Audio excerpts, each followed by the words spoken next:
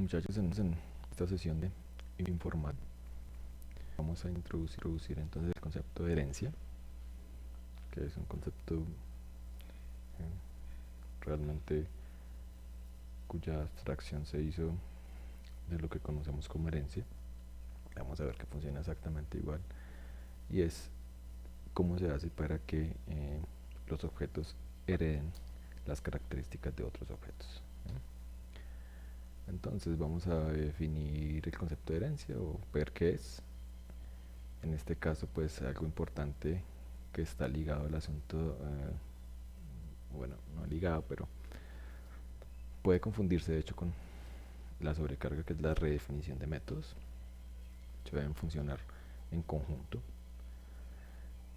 En este caso se crea el ocultamiento de métodos, que vamos a ver, y el asunto de las funciones virtuales. ¿Okay? Entonces empecemos con la herencia. Vemos que diferentes tipos de objetos pueden compartir características similares. En este caso, la idea pregunta es cómo hacer para que objetos utilicen esas características cuando son similares, y qué ventajas me trae esto. Pues, ¿qué ventajas me trae? Pues que yo puedo definir jerarquías, así como tenemos abuelos, papás, hijos, y cada uno tiene sus características específicas que los hace individuales, pero también hay núcleos que compartimos, ¿cierto? En cuanto a las responsabilidades, las posesiones, ¿sí? Que en el caso de las clases, hablando pues de programación orientada a objetos, pues vendrían siendo los atributos y los métodos, ¿sí? Realmente, muchachos, la idea principal o la principal funcionalidad de la herencia es reutilizar código. Es decir, si yo ya tengo una función que hace algo específico, necesito un objeto que va a requerir de la implementación de esa función que hace eso mismo, pues la idea no es tener que volverla a reimplementar, sino que simplemente la puedo reusar a través de heredarla, ¿cierto? Eso nos lo permite entonces, lo podemos hacer a través de programación orientada a objetos, y en C++ también, pues al ser un lenguaje orientado a objetos, pues podemos ver implementado o digamos integrado a este lenguaje este concepto, que lo que nos va a ayudar es que cada vez vamos a crear miembros o clases especializadas que van a ir desde lo general, que sería como el núcleo, ¿sí? Pensemos por ejemplo en los animales, hasta lo específico, definir una especie específica dentro de un género de los animales, ¿sí? Pero vemos que podemos compartir características y que el trabajo que se va realizando entonces poco a poco se puede ir construyendo o modificando, ¿cierto? Porque puede que pasar también que yo no quiera heredar todo, por ejemplo, o que lo que yo herede no me guste y lo quiera hacer diferente, también puede pasar, pero que de todas maneras, que si hay algo que no me gusta o algo que sí, pero que no completamente, pues no tenga yo que implementar todo de una otra vez, sino que yo puedo definir, realmente decidir qué uso y qué no uso, ¿sí? Entonces es una parte interesante del comportamiento de las clases cuando se puede hacer herencia. ¿Listo? Entonces, conceptos. Perdón. La clase, que es el punto de partida, se conoce como clase base, y ahí, a partir de ella, yo puedo heredar, ¿sí? Y las clases, crear clases donde se haga herencia de se herede. Estas clases base entonces van a conocerse como clases derivadas. Entonces en este caso, por ejemplo, el papá sería la clase base y los hijos serían las clases derivadas. Y a su vez esas clases derivadas pueden ser las clases bases de otras, y etcétera, etcétera, etcétera. Cómo funciona normalmente y cómo hemos conocido el concepto de herencia. Entonces, ya entrando en materia, ¿cómo se hace, cómo se define, cómo es la sintaxis de la herencia en C++? Pues realmente sencillo. se tiene la clase que yo voy a utilizar y que se va a hacer la clase derivada. Pongo dos puntos. Aquí también, que es una de las cosas interesantes pues de la herencia y que de hecho es donde hay que tener cuidado, es en el tipo de acceso que yo se le quiera dar a la clase derivada de la clase base. ¿Sí? Entonces aquí va a ir simplemente lo nuevo que voy a hacer y esto es lo que ya existe y de lo cual voy a heredar. Por ende, es claro que yo siempre debo tener, la clase base siempre debe estar definida con anterioridad para yo poder definir una clase derivada a través de esta. No hay forma pues que yo vaya a definir una clase derivada sin tener idea de qué es lo que voy a heredar. ¿Sí? No es, no suena como muy lógico, ¿cierto? Entonces aquí tenemos, por ejemplo, una clase que se va a llamar perro y que va a heredar de forma pública de animal. Que va a tener adentro, pues, todo lo que queramos. Entonces, lo que les decía, es fundamental primero tener la clase base definida, si no, no es posible. De aquí entonces que el número de variables miembro en la clase derivada va a ser mayor o igual que en la clase base. Obviamente, si yo voy a heredar de la clase base, entonces vamos a dar cuenta que lo voy a heredar todo, ¿cierto? Pero la forma en que lo voy a poder usar o a tener acceso a estos atributos va a depender obviamente del tipo de acceso que me dio, pero en general cuando yo haga el conteo de atributos, pues si soy una clase derivada, obviamente debo tener al menos la misma cantidad de atributos de la clase base. La idea es entonces que yo cojo esa clase base y empiezo a agregar cosas. Entonces, por lo general, las clases derivadas tienen muchas más cosas que las clases base. Si no, pues entonces, pues digamos que sería la misma. Entonces, no tiene sentido ese asunto de la herencia, sino que simplemente cojo la clase base y le hago las modificaciones que yo quiera. Pues sí, en este caso, ¿cierto? Hay algunas cosas que no se pueden heredar, como les decía. Se me fue, perdón. En este caso, los constructores y los destructores no se pueden heredar. Las funciones friend, aún no hemos visto esto, pero esas no se pueden heredar. Y los métodos de atributos estáticos tampoco. Y el operador igual cuando está sobrecargado, ¿cierto? Entonces hay que tener cuidado con esas excepciones. Ok, hablemos entonces de, el asunto de qué pasa cuando yo doy cierto tipo de acceso en el momento de heredar. ¿Sí? Vimos entonces que en el momento de la sintaxis aparece aquí el tipo de acceso después de los dos puntos previa definición del nombre de la clase derivada y que igual pues dependiendo, ya sabemos que es que la clase, cada una de sus clases tiene sus estructuras, tiene sus atributos públicos, privados o protegidos. Habíamos dicho que los protegidos pues no tienen mucho sentido cuando no se trabaja con herencia. Aquí pues entonces ya van a empezar a tomar sentido. ¿Sí? El asunto de la palabra reservada protected, porque hasta este punto pues hemos usado private y public, pues entonces ahora el protected va a tomar sentido, ¿cierto? Porque aquí realmente en el contexto donde tiene un uso específico. ¿Sí? Entonces aquí puede ir private, public, protected, independiente de los tipos de atributos y de métodos que tenga la clase. Obviamente, en combinación con el tipo de atributo y método de la clase, en combinación con el tipo de acceso, pues va a ser la forma en la que yo voy a poder usar a través de la clase derivada los métodos de la clase base, ¿cierto? Entonces, dependiendo si aquí es private, public o protected, pues eso me va a afectar el uso que yo le pueda dar a los atributos de la clase base desde la clase derivada. Eso es básicamente lo que hay que entender, ¿cierto? Entonces no es nada raro.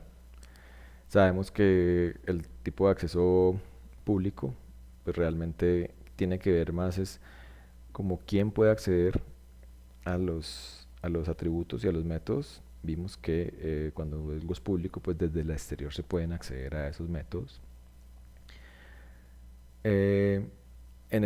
Por ejemplo, aquí, si yo hiciera esto, pero hay que tener cuidado con ciertas cosas. Listo.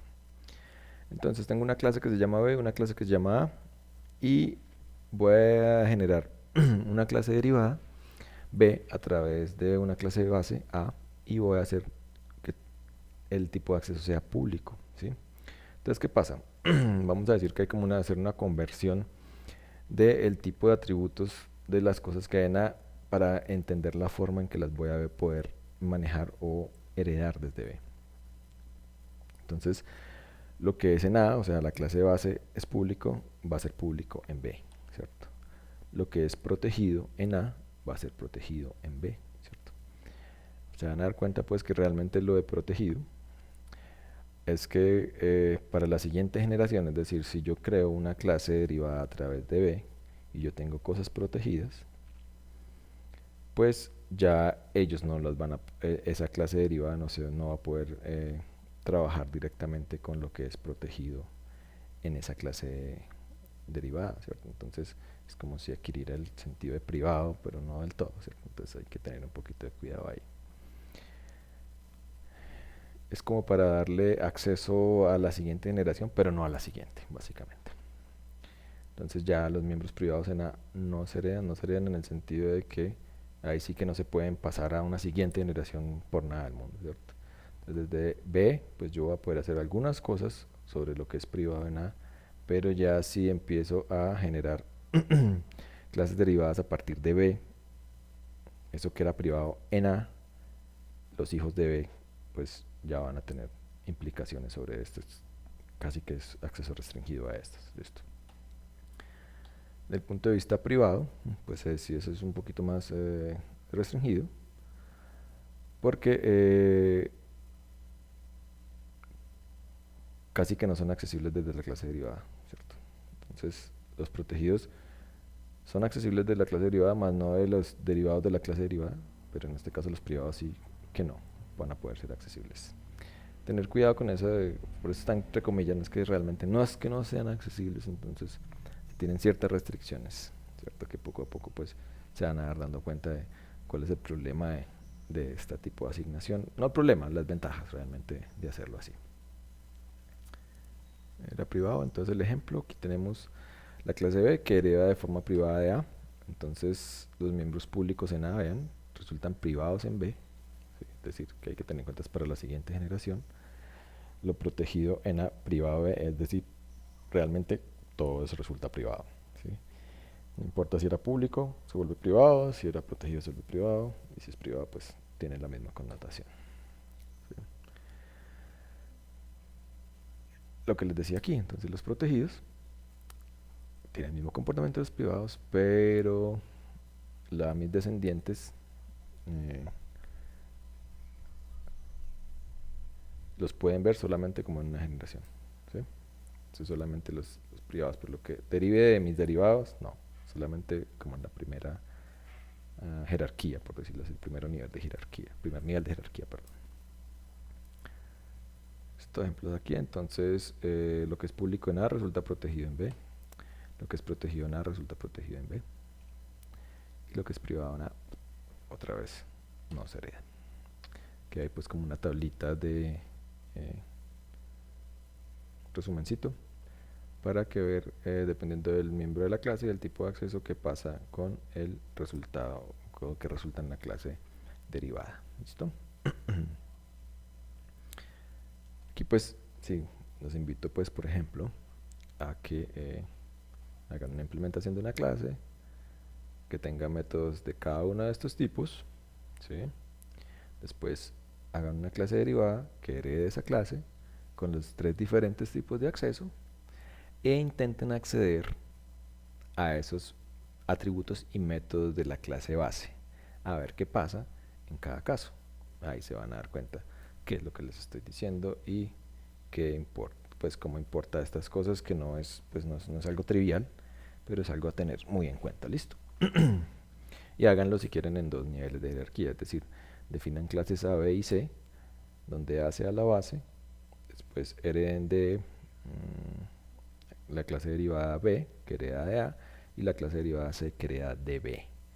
Y hagan las combinaciones y ahí se van a dar cuenta qué pasa. Listo. Aquí, por ejemplo, tenemos una clase vehículo, una implementación de la clase vehículo, que tiene atributos protegidos, bel y on, entero y booleano, y tiene atributos públicos, constructor, vehículo, y está sobrecargado, y el getBel, y otro que es setBel, y el destructor. ¿Listo?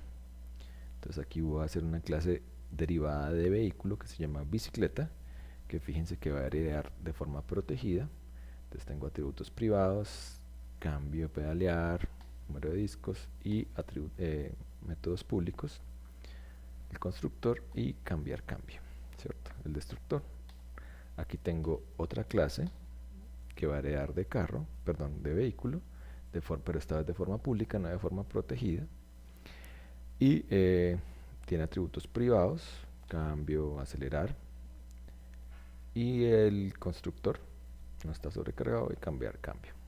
Fíjense que de hecho, lo que les decía, entonces ambos son vehículos, la bicicleta y el carro son vehículos, por lo tanto, por ejemplo, van a tener una velocidad, un encendido, ¿sí? Pero en este caso, pues el carro tiene unos atributos, el carro tiene otros atributos, pero ambos, por ejemplo, tienen una función cambiar cambio, ¿sí ven?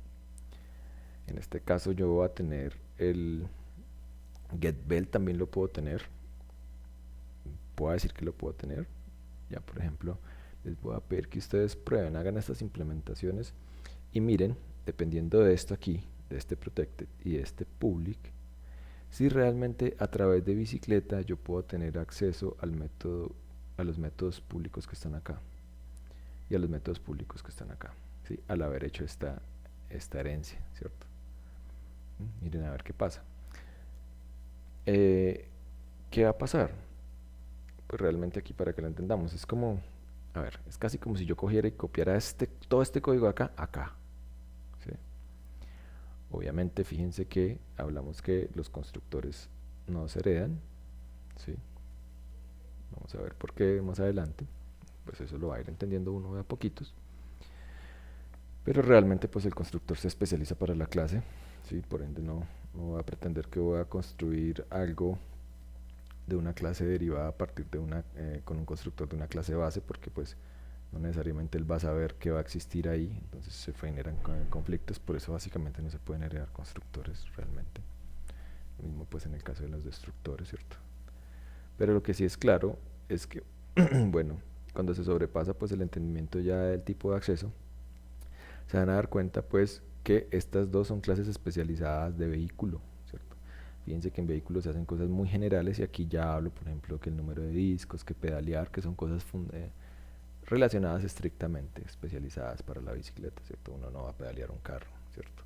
O si yo pongo pedalear en vehículo, pues realmente no todos los vehículos se pedalean, entonces esas son las cosas que uno va a ir aprendiendo y es como esa habilidad que va generando en el momento que se hace modelamiento, ¿cierto? Entonces hay cosas esenciales o fundamentales que son el núcleo de todos y se crean especializaciones, listo. Ok, aquí vamos entonces a ver la implementación. Por ejemplo, está la clase vehículo, está el constructor y el constructor sobrecargado, está el getBell, el setBell, pues estas cosas son, y el destructor. Y en la clase carro, fíjense que tengo algo interesante. A ver, aquí en cambiar cambio. En el cambio, bueno, aquí no está. Pero bueno, fíjense aquí en algo. Aquí no estoy utilizando ninguna variable, ningún método de la clase vehículo en carro, ¿cierto? En el cambio pertenece aquí solamente a carro, acelerar pertenece aquí solamente a carro y en el cambio solamente pertenece a carro, ¿cierto? Aquí utilicé obviamente las definiciones para los métodos de acá, pero entonces vamos a ver cierta cosa. Fíjense en algo, de la clase vehículo yo creé una especialización, una clase derivada carro que heredé de forma pública vehículo, ¿sí? Entonces la clase carro es una clase derivada de vehículo y el tipo de acceso es público. Entonces vamos a ver qué pasa. Miren pues, yo voy a definir una instancia de carro, no de vehículo, una instancia de carro que se llama Audi y voy a acceder a una variable de la clase base a través de la instancia de la clase derivada. Entonces fíjense en algo, Audi.setBell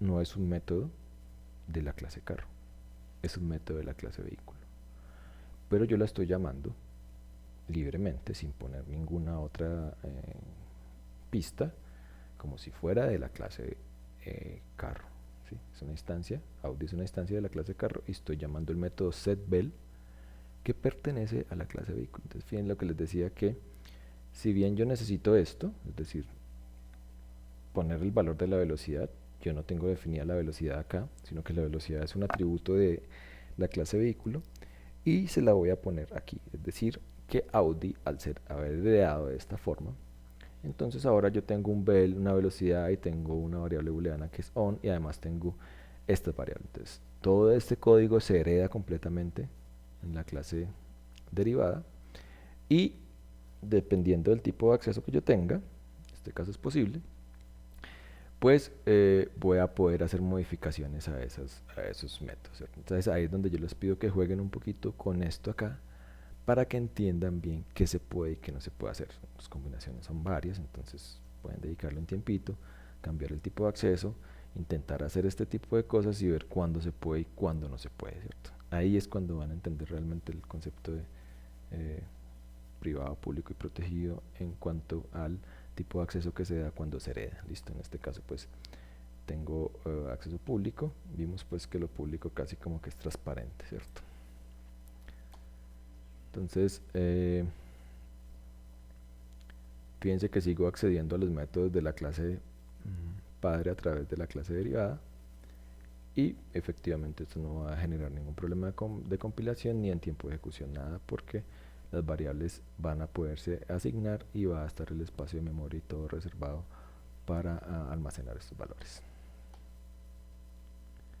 Ok.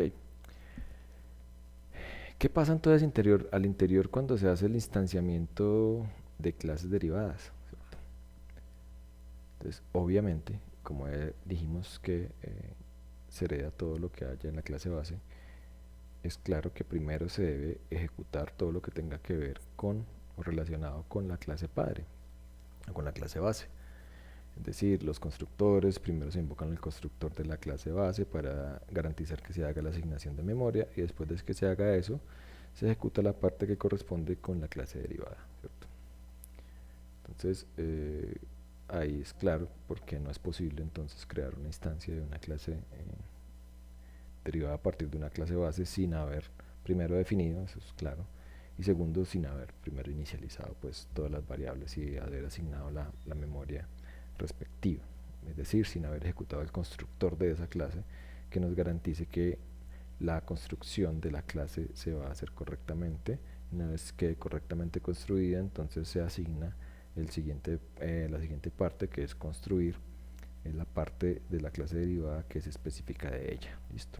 Entonces hay que entender esa parte bien. Ahora, si bien los constructores no se heredan, pues lo que yo puedo hacer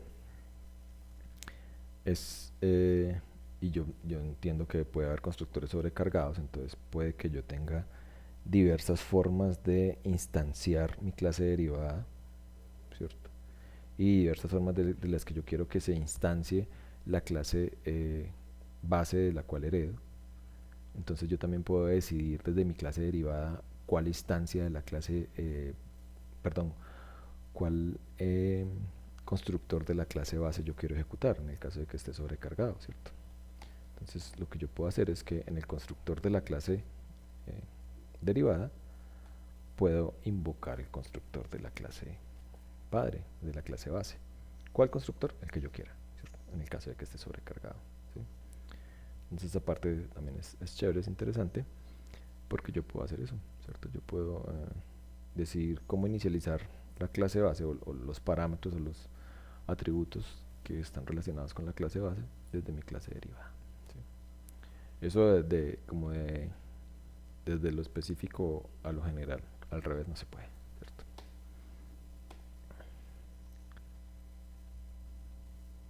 Entonces aquí pueden hacer un pequeño ejercicio para que practiquen. Vean que el concepto realmente no es, no es nada raro, solamente la sintaxis ya ustedes se la saben en general, pues la mayor cantidad de cosas ya la conocen, no hay ningún problema. Pues con eso espero que a este punto no tengan problemas con la sintaxis. Pueden hacer un ejercicio así chiquitico como este, crear una clase base persona, crear una clase estudiante, otra clase profesor y empleado que sean derivadas de persona, ¿cierto? Y al estudiante darle público, al profesor privado y al empleado protegido respectivamente. Creen los atributos que quieran, creen las funciones que quieran y jueguen con los tipos de acceso. Intenten acceder desde las instancias de estudiante, profesor y empleado a los atributos de persona. Y si quieren incluso váyanse un nivel más. Sí, no sé, pueden irse incluso en persona a crear una clase intermedia y después crear ahí sí los estudiantes, profesor y empleados para que sean derivados de este y la otra que derive de persona, etcétera. Pueden crear la combinación que quieran. ¿Sí? Los invito pues a que jueguen con eso realmente, para que se den cuenta. Y obviamente las dudas son bienvenidas en este punto, que espero que sean muchas, pues. La idea es que uno aquí se pregunte bastantes cosas, ¿cierto? Que el concepto es muy sencillo, pues, realmente no es que haya mucho que decir al respecto, ¿cierto? Hay cosas que se empiezan ¿cómo decir? A crear ambigüedades en los conceptos, por ejemplo, ahorita que veamos el asunto de la redefinición de métodos. Pero el resto del concepto de herencia pues es muy sencillo, listo. Impónganle pues estas restricciones, que las clases deben tener por lo menos 2 constructores por defecto y no sobrecargado, para que también practiquen el asunto de la sobrecarga de los constructores, listo. Ok, entonces hablemos ahora de la redefinición de métodos. En la redefinición de métodos, pues, ¿qué pasaba? Les decía, yo puedo heredar todas las cosas de la clase padre, pero tal vez hay cosas que mi papá hace de una forma que no me gusta. Pero es lo mismo, pero yo las quiero hacer a mi manera. Por ejemplo, nadar. O la típica, bailar. ¿Sí? Mi papá baila de una forma y no necesariamente yo voy a bailar igual que mi papá. Yo quiero bailar a mi manera, ¿cierto? Entonces, pero igual es bailar. ¿Sí? Entonces, cuando mi papá vaya a bailar, yo voy a bailar. Como se pueden dar cuenta, la función se llama exactamente igual. ¿Sí? Y de hecho, puede tener la misma cantidad de parámetros, es decir, la implementación, el prototipo de la función puede ser exactamente el mismo. ¿Sí? Ahí uno se pregunta, bueno, ¿y entonces qué hago? O el compilador realmente se pregunta. Si yo heredé de mi padre, ¿cierto? Y en ambas clases hay un método que se llama bailar, que en este caso supongamos que no tiene parámetros de entrada. Cuando yo vaya a bailar, o sea, cuando yo invoque el método bailar, ¿cuál método voy a invocar? ¿El método mío o el método de la clase derivada? El método de la clase padre. ¿Sí? Y en teoría lo bonito de hecho sería que yo pudiera invocar cualquiera de los dos. ¿Sí? Yo puedo invocar, yo puedo bailar como yo quiera o yo puedo bailar como mi papá baila. ¿Sí? La idea es que yo pueda hacer todo eso. ¿Sí? Porque realmente lo hace más interesante.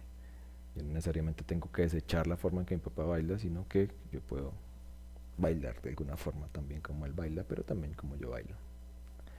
Es mi libre albedrío, ¿cierto? Entonces la idea es que dentro de mi implementación yo pueda hacer lo mismo. Pero eso sí, solo sí, ¿cierto? No es sobrecargar. Recuerden que sobrecargar tiene el mismo nombre, pero diferentes parámetros de entrada. Cuando yo voy a redefinir, es en el caso en que aparecen exactamente la misma función. Es decir, el prototipo de la función es exactamente el mismo. Nombre, parámetros de entrada, cantidad, tipos, que todo coincide uno a uno, ¿cierto? Entonces en este caso yo voy a redefinir la función.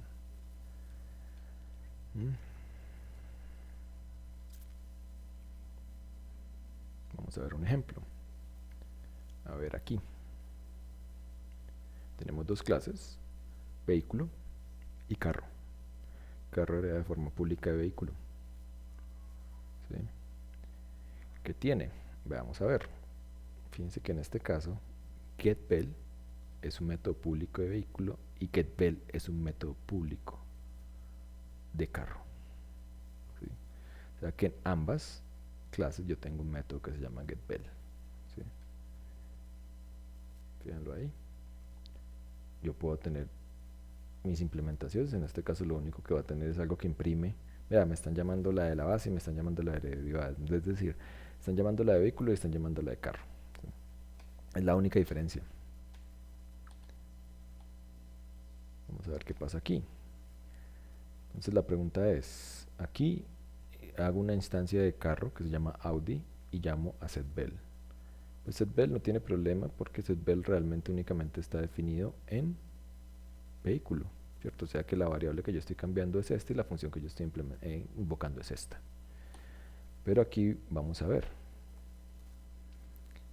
Es un método heredado pero está redefinido, que es getBell. Entonces, ¿cuál se va a implementar? ¿Cuál se va a invocar? Pues realmente se va a invocar este, ¿sí? Si yo quiero invocar este, lo puedo hacer, porque ahí él existe, pero el de entrada, si yo no le digo nada, él va a invocar este.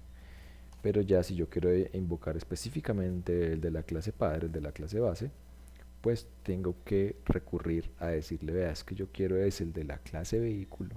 ¿Sí? Fíjense, a un método getBell que está dentro del scope, dentro del alcance de la clase vehículo. ¿Sí? Entonces, ahí no hay problema, ¿cierto? Pues realmente es entender eso y puedo, en este caso, bailar como yo o bailar como mi papá. En este caso, simplemente traigo la forma de el valor de velocidad como se hace acá o como se hace allá. No importa. Hasta ahí no hay problemas, ¿cierto? Es todo muy lógico. Digamos que uno por intuición podría haber pensado que se hace de esa forma. Ahí no hay ningún problema. Pero la cosa empieza a complicarse un poquito, ¿cierto? Más adelante vamos a ver por qué. Específicamente cuando hacemos instanciamiento de clases derivadas a través de clases padre, perdón, de clases padre a través de clases derivadas, porque en el caso anterior no es posible. Entonces, recordando, sobrecargar es dejar fijo el nombre y variar la cantidad de parámetros. Redefinir es dejar el mismo nombre y la misma cantidad de parámetros, tanto en la clase base como en la clase derivada, ¿cierto? Entonces la sobrecarga quiere decir en la misma clase, yo puedo sobrecargar los métodos, pero la redefinición se da entre clases, listo, para que lo tengan en cuenta. Viene entonces el problema de los métodos ocultos, ¿sí?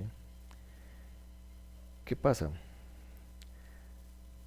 Fíjense aquí, entonces, si la clase base contiene varios métodos sobrecargados y con uno solo que redefinamos, los otros métodos ya no se podrán acceder. O sea, todo lo que esté sobrecargado, por decirlo, si hay un método que redefinimos en una clase derivada y ese método está sobrecargado en la clase padre, en la clase base, todas esas otras implementaciones se van a ver ocultas. Ya no va a poder acceder desde la clase derivada a las versiones sobrecargadas de ese método que está redefinido. ¿Listo? Entonces, ¿cómo voy a poder acceder? Pues tengo que especificarlo de la forma en la que le dije. Entonces vamos a ver aquí algo. Veamos la clase carro, clase vehículo, perdón, la clase vehículo tiene sobrecargado el método getBell. En uno recibe un flotante, en otro recibe un entero y en otro no recibe nada, ¿sí? Y la clase carro, entonces tiene el método getBell, que en este caso sería una redefinición de este método de acá. ¿Sí? Entonces ahí está la redefinición, pero ese método que fue redefinido está sobrecargado en la clase base. Estas implementaciones de acá, esta sobrecarga que se le hizo al método getBell, van a estar ocultos para él. O sea, yo no puedo acceder directamente a ellos. Si, no, pero es que solamente yo redefiní este, entonces puedo con frescura hacerle a este. No es posible. Si yo quiero acceder a estos, tengo que acceder de la misma forma, especificando que lo que yo quiero es acceder a estos de esta clase específica. ¿Listo?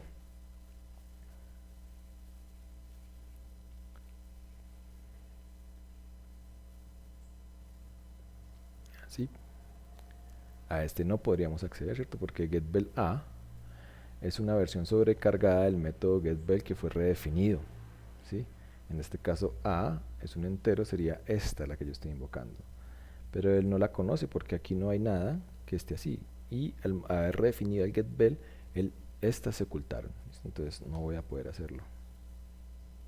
debo hacerlo de esta forma, ¿cierto?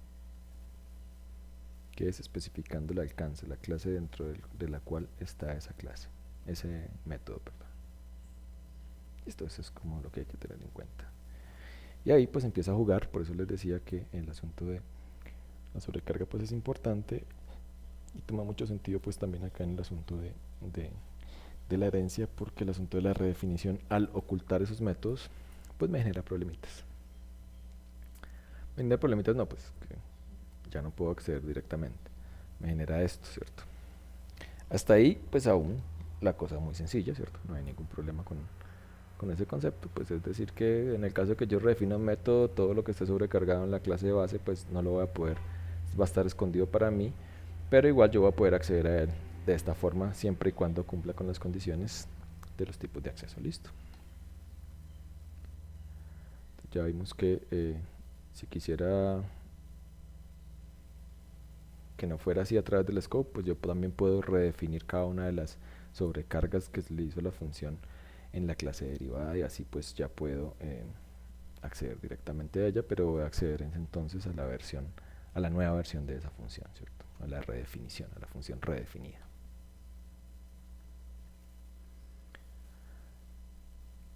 Eh, a ver, lo que les decía, entonces, en este caso, yo puedo partir desde lo particular a lo general, pero no al revés, ¿cierto? Porque lo particular, pues entonces yo sé que lo particular en el núcleo contiene lo general, pero desde lo general, pues solamente es muy difícil saber que él va a contener también las otras cosas. Entonces, por ejemplo, pues, ¿qué tal este caso que se me puede presentar acá? Yo quiero que un objeto de una clase base sea igual a un objeto de una clase derivada. Es decir, yo quiero que un vehículo sea igual a un carro. Eso es posible, ¿cierto? O no, o es mejor, o yo quiero que un carro sea igual a un vehículo. La pregunta es, ¿cuál de estas dos cosas es correcta y cuál no? ¿Y por qué? Pues realmente lo que es correcto es esto de acá. ¿Por qué? Pues porque al principio cuando decíamos, las clases derivadas van a contener al menos la misma cantidad de atributos que la clase base. En términos de asignación de memoria, sobre todo, ¿cierto? Ustedes saben que el asunto de la memoria es fundamental, o sea, es que ya tengo que tener capacidad de que si tengo n variables que voy a asignarles memoria y que les voy a asignar valores, pues yo tengo que tener una correspondencia uno a uno con esas variables para que no haya problemas en la manipulación de la memoria. Y la única forma que yo puedo garantizar eso es que yo sé que cuando yo haga esta igualación siempre voy a tener que igualar, porque todo lo que está acá, o sea, lo que está acá está contenido acá. En este caso no. En el objeto de una clase derivada, pues está todo esto más otras cosas. Entonces, esas otras cosas más van a quedar en el aire, van a quedar, pues van a haber inconsistencias, no se va a saber cómo se va a asignar, qué variables, qué memoria se les va a asignar a esas variables. Entonces, por eso esta cosa no es posible.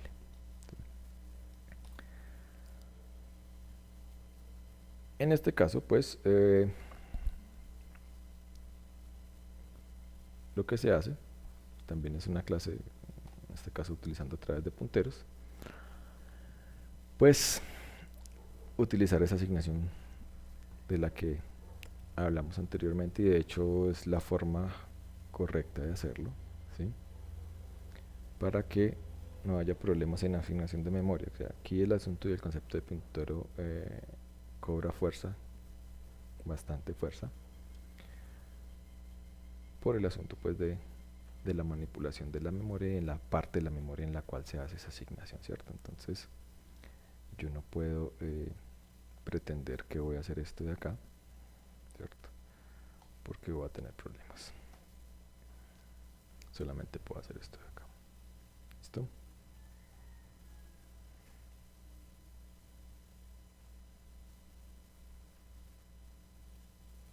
Ahora, aquí sí hay un pequeñito problema, ¿cierto? Y es, volvamos un poquito al asunto de los métodos. Entonces, Si yo defino algo, o sea, yo defino mi clase base, o perdón, yo hago una instancia, que es lo que yo quería hacer acá, ¿cierto? Ya no estoy haciendo definiciones de la clase, las clases ya están definidas, obviamente, ya están implementadas, entonces yo voy a crear instancias. Yo voy a crear una instancia de vehículo, que es un puntero, a través de una instancia de un carro, que sabemos que es una clase derivada de vehículo.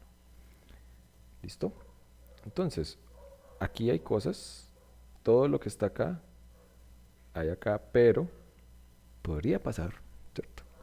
Podría pasar que funciones que están acá, yo las quiero usar acá. ¿Sí?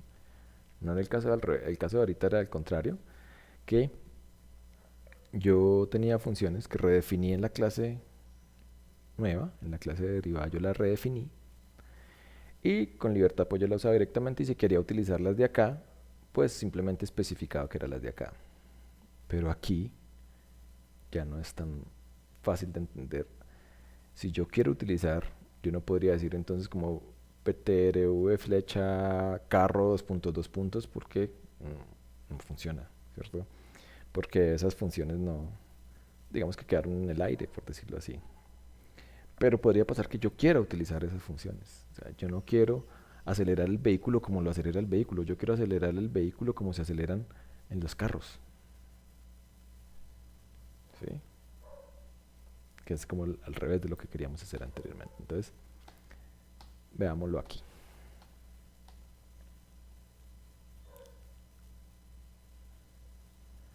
Aquí yo qué estoy haciendo. Tenía una clase getBell, perdón, un atributo getBell, un método getBell en la clase vehículo y también estaba en carro. Entonces, cuando yo llamo a getBell, estoy llamando al método de la clase base. ¿Sí? La pregunta es, ¿cómo hago yo para llamar al método a través del puntero, que es un puntero de tipo vehículo, es decir, de la clase base? ¿Cómo hago yo para acceder a los métodos de la clase carro? ¿Es posible o no es posible? O en ese momento ya no, yo estoy simplemente diciendo, lo que pasa es que yo solamente quería los valorcitos que le asignaron a esta instancia, ¿cierto? Pero no quiero más, la funcionalidad completa va a ser la de vehículo. En ese caso, pues yo me pregunté qué sentido tiene, entonces simplemente porque yo no creo una instancia de vehículo a través de clase vehículo. Cuando yo hago esto, es porque yo realmente quiero, a partir de la clase base, acceder a la funcionalidad de la clase derivada. ¿Sí? Entonces aquí es donde les decía que surge el asunto que puedo sumar gallinas con patos, ¿sí? O puedo sumar carros con bicicletas, o peras con manzanas, ¿sí? Aquí es donde eso es posible. ¿Listo? Pero aún no es claro el, el cómo, pues cómo se hace, ¿sí? Yo entendí hacerlo a través de la redefinición y no hay problema si yo lo quiero hacer a través de la clase derivada. Pero ¿cómo hago yo para hacerlo a través de la clase padre, a través de la clase base? Entonces vemos. Entra el asunto de funciones virtuales, que son las que ayudan a resolver ese problema. Realmente es un concepto bastante sencillo. Quiere decir que cuando yo quiera hacer eso, es decir, acceder a un método de la clase derivada a través de la clase base, pues la única forma que tengo es sabiendo o que haya definido la, la función o el método de forma virtual. ¿Qué quiere decir de forma virtual? Que yo le pongo la palabra virtual al inicio del prototipo, ¿sí? Así como se ve aquí. Entonces vamos a ver un ejemplito.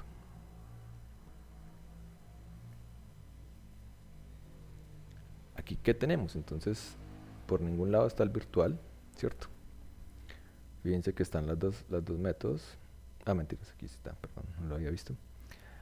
En este caso tengo el método que se redefinió, que es getBell, que es virtual, ¿sí?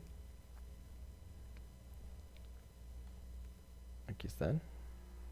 Pero fíjense que solamente lo tengo que poner en la clase base.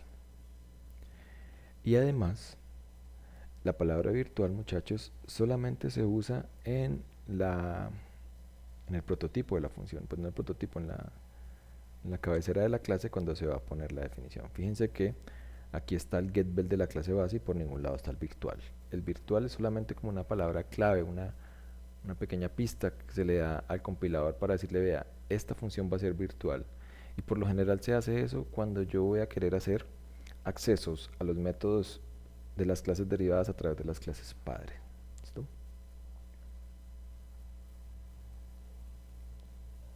Entonces vean lo que pasa aquí. Si yo no hubiera puesto virtual acá, o sea, si estas dos clases estuvieran así, sin esta parte virtual, cuando yo haga esto, fíjense que yo creé una instancia de vehículo, es un puntero a través de una clase derivada. Si no existiera la palabra virtual aquí, la que yo estaría accediendo aquí es el método de acá. Pero como le puse virtual, al haber hecho esto, al método que estoy accediendo es a este método. ¿Sí? Era diferente de lo que vimos anteriormente, ¿cierto? Porque antes, pues, esto era una clase derivada, esto era una clase padre, entonces el problema era tener acceso a estos. Ahora el problema es, a través de estos, tener acceso a estos. ¿Sí?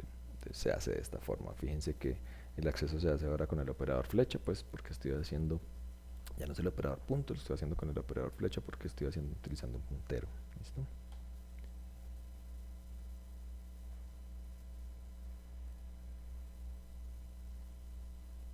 Bien, aquí está el resumen pues de lo que les acabo de decir. Pues nada nuevo de lo que les acabo de decir. Bueno, sí, algo aquí que es lo que la propiedad virtual se hereda, ¿cierto? Es decir que una vez que se haya declarado virtual, pues entonces esa propiedad de virtualidad de ese método se hereda, pero pues hay que tener en cuenta si se redefine y esas cosas. Entonces todos estos concepticos son muy pequeñitos, pero hay que saberlos combinar. Listo. Aquí lo que les decía de la virtual, entonces hago énfasis, el virtual solo se utiliza en la cabecera de la clase, no en la implementación de la función. Entonces aquí solamente estaría en la cabecera de la clase. Cuando yo voy a hacer la implementación de la función, el virtual no se pone, ¿cierto? De hecho, yo creo que les va a generar un error de compilación.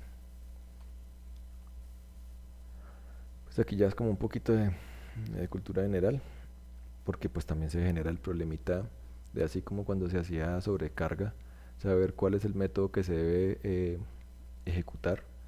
Pues en este caso hay una tabla de funciones virtuales y que es la que el compilador consulta para poder resolver esos problemas de saber cuál es el método que se debe invocar, si el de la clase derivada, el de la clase padre, etcétera, etcétera.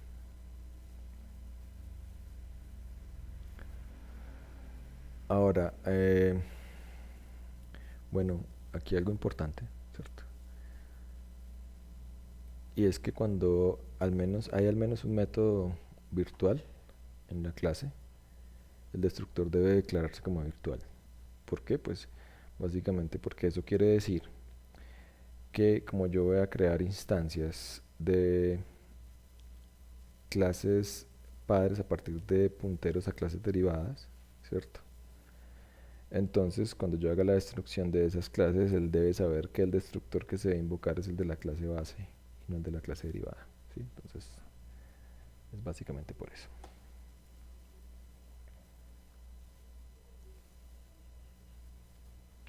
Igual, él lo hace automáticamente.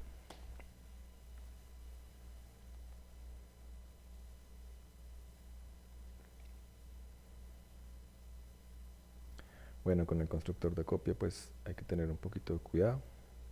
Este no se virtualiza realmente, este no se puede poner virtual, sino que lo que se hace es, digamos, como una especie de clonado de esa función para que sea posible llamar a partir de la clase base esas constructores de copia. ¿Listo? Entonces hay que tener un poquito de cuidado con eso, pero eso, vamos que es mejor verlo más adelante cuando se enfrenten a ciertas situaciones. Pero por ahora es tener en cuenta que digamos que el constructor de copia no es que realmente pueda ser virtual, sino que lo que se hace es una clonación de esa función. Bueno, aquí para que vamos a ver si entendimos, veamos algo aquí. Entonces, tengo ¿cuántas clases? Una, dos clases, la clase B y la clase D. La clase B únicamente tiene un atributo que es una variable entera de X que es público, y la clase D hereda de B de forma pública y tiene a Y. Entonces aquí es simplemente básico. Defino una instancia de B que se llama B1, asigno el valor de X en 1 y lo imprimo, ¿cierto? Entonces es claro que esto aquí va a imprimir 1 y aquí hago todos los valores.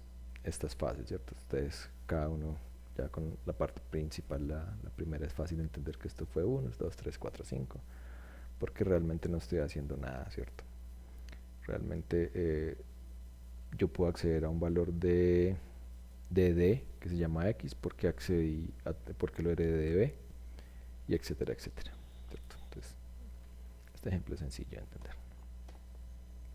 Que no me pase ninguno. Esto está como feo. Ok, aquí tengo otro. Entonces son tres clases. En X tengo el atributo público entero X, en Y tengo el atributo público char X. Interesante. Heredo de forma pública de X. Y en Z heredo de forma pública de Y. Entonces, fíjense cómo cuando yo consulto el tipo de dato, el tipo de, sí, de dato que es cada variable, pues no va a tener ningún problema.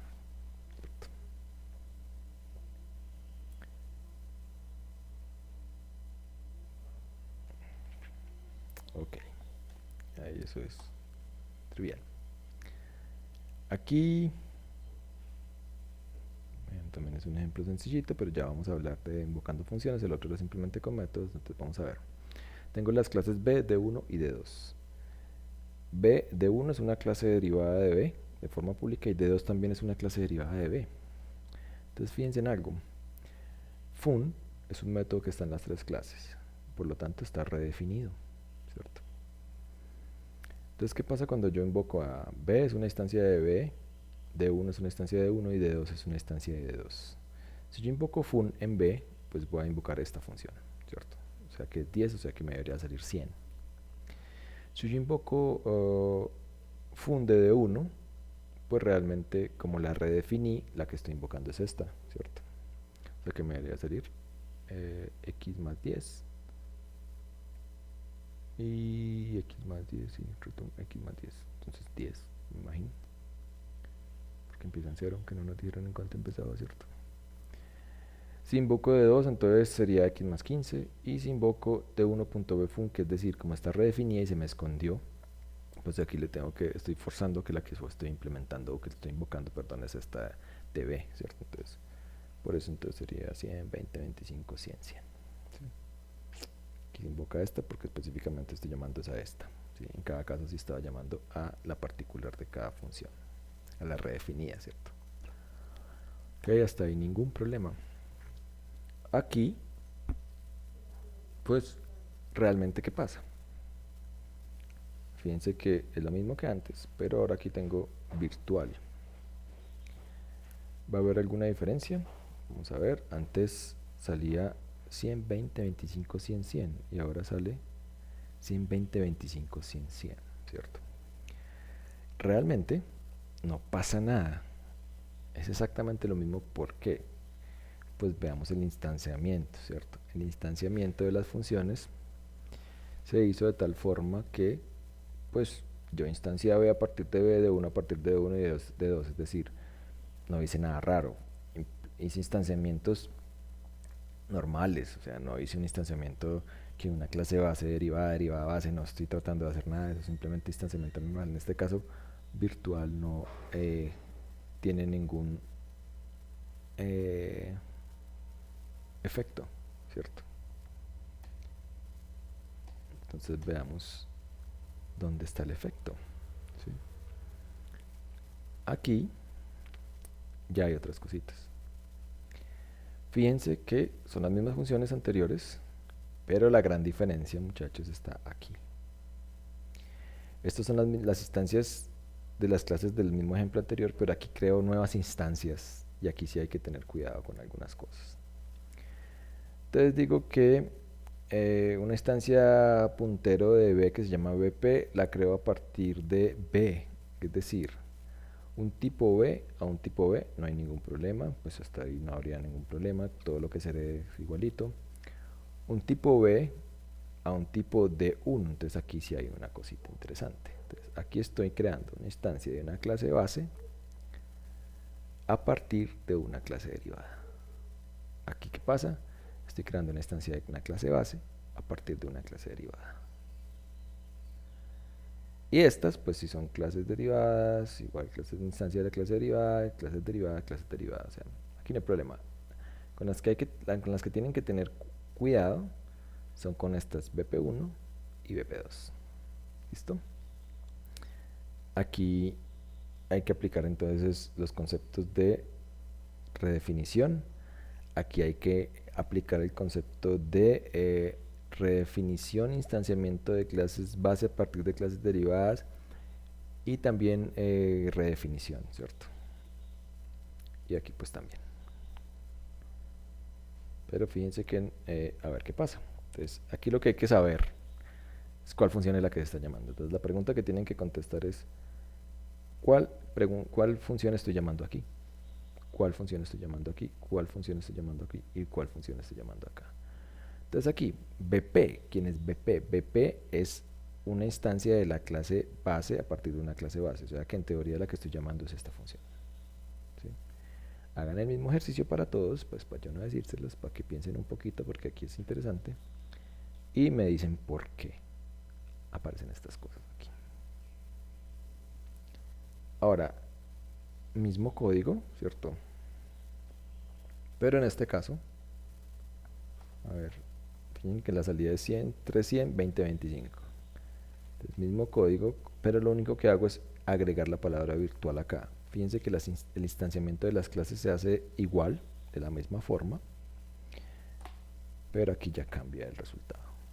Ya no es 100, 100, 100, 20, 25, sino que ahora es 100, 20, 25, 20, 25. Entonces, por favor, díganme por qué cambia con solamente haber agregado esa palabra reservada en esa porción de código. ¿Sí? Realmente entonces se van a dar cuenta que es por las situaciones que mencionamos, es cómo decidir cuándo llamar y qué funciones, cómo hacer para ocultar los métodos, cómo hacer para moverme entre métodos de clases bases a clases derivadas o de clases derivadas a clases bases, ¿sí? Cómo es posible hacer todas esas combinaciones, qué cosas tengo que tener en cuenta para hacerlas. Entonces, por favor, contéstense todas esas preguntas. Cualquiera de esas que no entiendan, pues entonces tienen que ver dónde les está fallando el concepto. Pero lo que es claro es que todas esas preguntas las tienen que poder manejar y contestar con muy buen manejo del concepto. ¿Listo?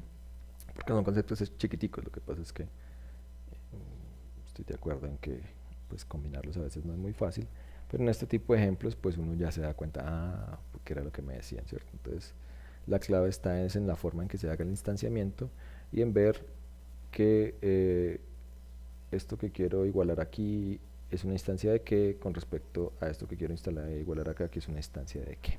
Y ya, ¿listo? Ahí toma entonces mucha pues validez o fuerza todo esto que tiene que ver con sobrecarga, redefinición.